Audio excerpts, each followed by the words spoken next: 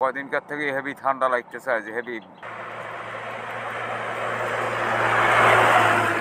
হিমালয় থেকে ধেয়ে আসা হিমেল বাতাস আর হাড় কাঁপানো শীতে বিপর্যস্ত হয়ে পড়েছে উত্তরের জেলা নীলফামারীর জনজীবন। টানা 5 দিন ধরে দেখা নেই সূর্যের। রাত থেকে শুরু করে দুপুর পর্যন্ত বৃষ্টির ফোঁটার মতো পড়ছে শিশির। ঘন কুয়াশার কারণে দিনের বেলায়ও হেডলাইট জ্বালিয়ে চলছে যানবাহন।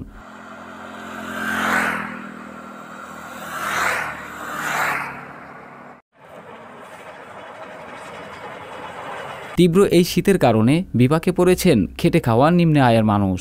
শীতকে উপেক্ষা করে জীবিকার তাগিদে বেরিয়েছেন কাজের সন্ধানে। অনেকেই আবার বাড়ির পাশে আগুন জ্বালিয়ে শীত নিবারণের চেষ্টা করছেন। যে শীত, এই শীতের মধ্যে মনে করেন কাজ করতে আসতে খুব কষ্ট হচ্ছে। যে লেবার আসবে 8টার সময়, সেই লেবার আসে 8, 10টা, 11:30 এরকম টাইমে আসে। কাম কীরকম হয় সেটা বুঝেনি।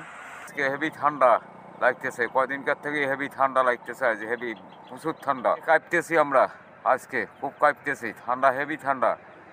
কালকের থেকে আজকে হেভি ঠান্ডা লাগতেছে নীলফামারীতে, হেভি ঠান্ডা। বান না হলে তো হয় না, গাড়ি তো চালাবার নাগে, না চালালে তো আর পেটে ভাত যাবে না। ঠান্ডা চলতেছে, তারপর আমাদেরকে কাজ করতে হয়, কারণ আমাদের কাজ ছাড়া চলবে না। কিস্তি আছে, বউ বাচ্চা আছে, এগুলো চলাইতে হয়। ঠান্ডা পড়লে কী করবে, মানুষ তো ঘর থেকে পারবে না, তারপরও আমাদেরকে কাজ করতে হয়। রাস্তায় উঠে ঘাটে মানুষ নাই এখন, তাও আমাকে বাইর হইতে হয়। অভার কারণে বাইর হইতে হয়। কামাই কাজ নাই, মানে ভাড়া পাই না, এই না খাটিলে আমার ভাত নাই। ঠান্ডাতে লোকজন পাই না, ভাড়া হয় না, পয়সা রোজগার মেলে না। ঘন কুয়াশা আর শীতের কারণে যাত্রী পাচ্ছে না পরিবহনগুলো। দীর্ঘ সময় অপেক্ষার পর কম যাত্রী নিয়েই ছেড়ে যাচ্ছে বাস। শীতের কারণে খুব যাত্রী কম উঠতেছে। একটু যাত্রী মানে ঘন কুয়াশার কারণে যাত্রীর চাপ কম। আর মানে আমাদের 40-50 হাইয়েস্ট আমরা গাড়ি স্পিড উঠাইতেছি, কোনো রিস্ক নিচ্ছি না। একটু যাত্রীর চাপ কম। দিনের বেলা ঘন কুয়াশার কারণে আমরা হেডলাইট জ্বালিয়ে গাড়ি চালাইতেছি। এদিকে শীতের তীব্রতা বাড়ার সাথে সাথে জেলায় শিশুদের মধ্যে দেখা দিয়েছে নানা ধরনের ঠান্ডাজনিত রোগ। হাসপাতালে প্রতিদিন বাড়ছে নতুন নতুন রোগীর সংখ্যা।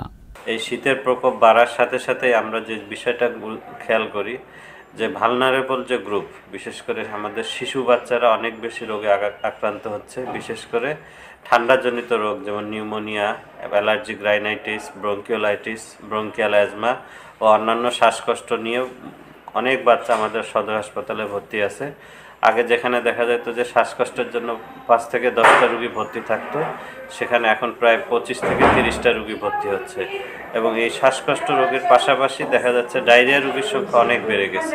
সৈয়দপুর বিমানবন্দরের আবহাওয়া অফিসের ভারপ্রাপ্ত কর্মকর্তা লোকমান হোসেন জানিয়েছেন, শনিবার সকালে সৈয়দপুরে সর্বনিম্ন তাপমাত্রা রেকর্ড করা হয়েছে 9.0 ডিগ্রি সেলসিয়াস। এরকম তাপমাত্রা আরও কয়েকদিন অব্যাহত থাকবে।